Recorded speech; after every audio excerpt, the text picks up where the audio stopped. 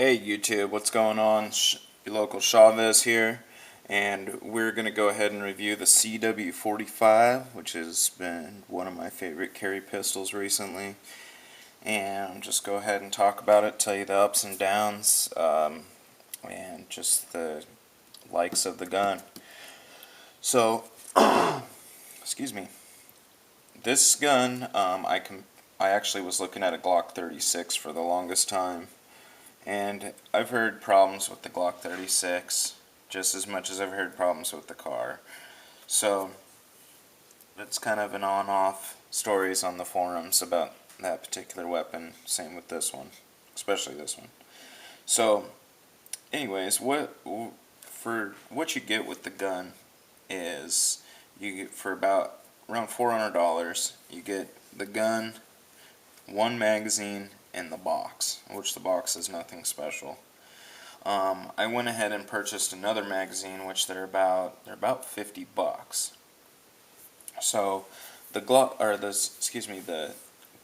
36 is a little bit longer than the CW45, which is about 6 inches long, and this one is almost 5 inches tall though, which the Glock 36 comes to about right here. I don't know the exact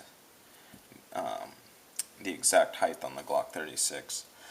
But anyways, this gun, I'm going to go ahead and give you the ups and downs of what I've had with it. And the Kahr CW45, when I first got it, what was happening is, just by the way guys, this gun has one of the best trigger pulls for a concealed carry gun that I've ever come across.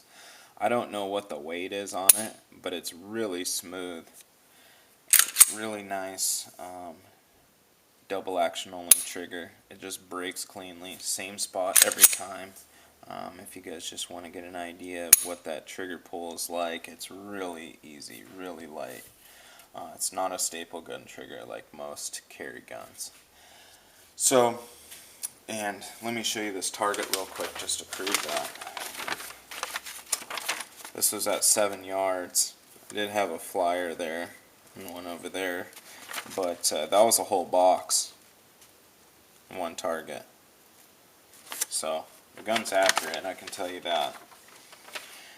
Now, the Kahr CW45, I did have some problems at first. One was stemming from the type of ammunition I was running. I tried, which is weird, I tried some lead semi-wad cutters, and they would get stuck in the chamber there. Like, they would feed fine, but they would get stuck in the chamber and it wouldn't go full into battery. Same with these Hornady XTPs. So if you guys are getting this gun, stay away from this as far as defensive ammo. You don't want to waste your money. These are reloads. I loaded this ammunition myself, but when I tried it, it wouldn't work. The preferred defense ammunition I run in it, and these have run 100%. Of course, 230 grain ball runs just fine too. But these two rounds, this is your Gold Dot 230 grain hollow point. This is your Golden Saber 230 grain hollow point. This is a nasty bullet. Look at that thing. But anyways, those are a couple of its preferred rounds that run really well in it. And I like the Gold Dot personally. It's just kind of a powder puff 45 round. Well, I don't know if it's powder puff. I'm sure it's running about 800 feet per second, which is the standard for ball ammo. So I'm sure it's somewhere up there, but it's a great performing round. So let's go into the problems that I had with this gun. The first thing is, let me go ahead and take it down. Now this gun, it does have a lock breech design, which a lot of guys, some guys aren't fans of. But what you do to take it down is you obviously cock it, make sure it's clear in there, and you'll go ahead and put that tab right there. Get it started with your finger, but you will have to go to the other side and use a punch.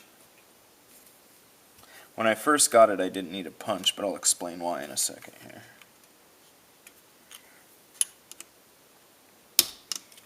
So go ahead and punch that out right there like that. Pull out your slide stop.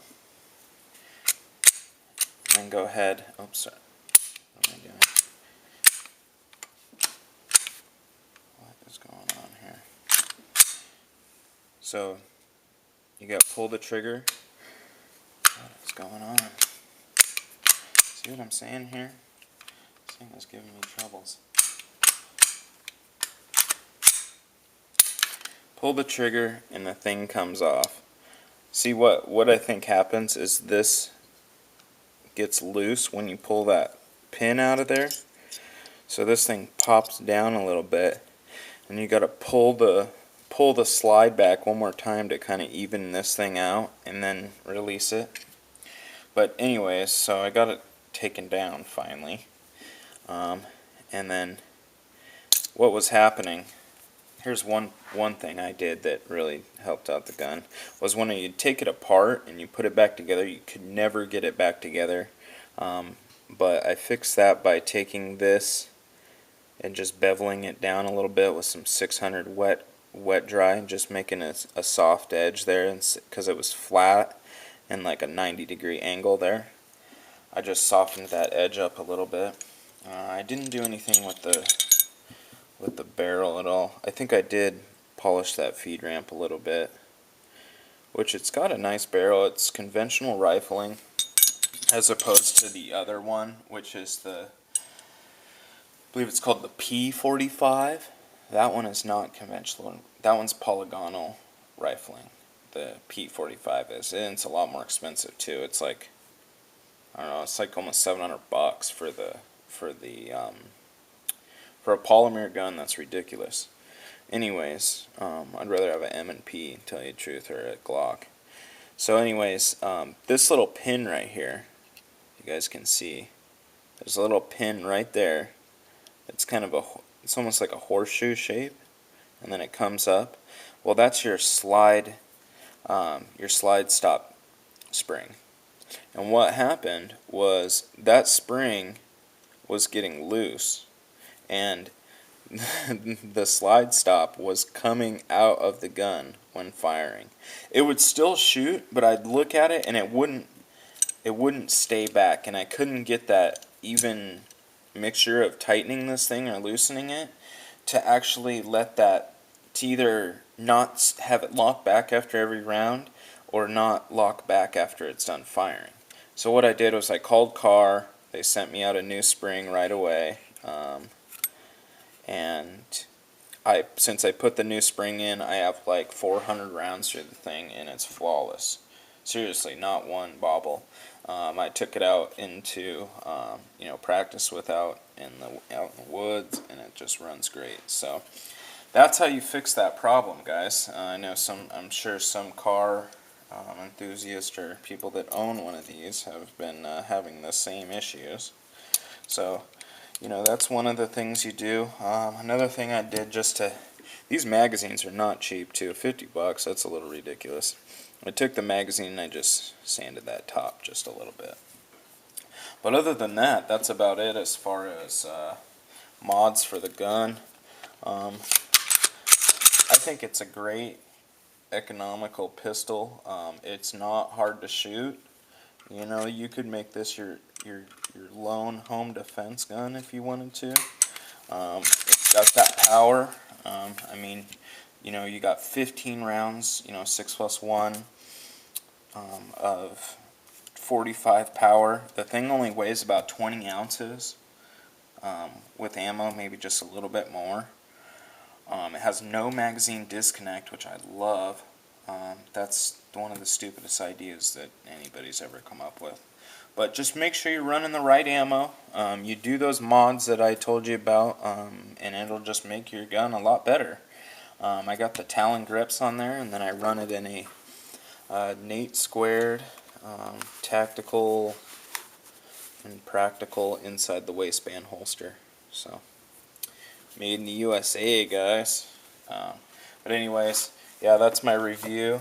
And actually, the Kahr is made in the USA too, in Massachusetts, which is weird. Why do all these gun companies have factories in non-gun states?